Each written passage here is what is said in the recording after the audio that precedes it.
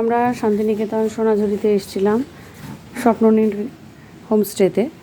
আজকে বেরিয়ে যাব, ঘরটা একটু দেখিয়ে নিই। এই ঢুকে এখানে একটা খুব সুন্দর ব্যালকনির মতন ছিল।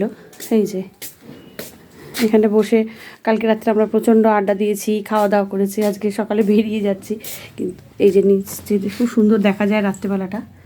হ্যাঁ, এই হলো একটা অংশ। তারপরে এই সিঁড়ি দিয়ে উঠে মেন ঘর ছিল, 6 জন একসঙ্গে শুতে পারবে এরকম ডাবল বেড দিয়েছিল। একদম বিশৃঙ্খল অবস্থা ঘরের, বিভিন্ন লাগেজ পড়ে রয়েছে, বুঝতেই পাচ্ছেন। বেরিয়ে যাচ্ছি আমরা চেক আউটের সময়। এখানে একটা বেসিন, এখানে একটা ফ্রিজ, এই মোটামুটি ঘরটা ছিল। আর এই ছিল হচ্ছে বাথরুম।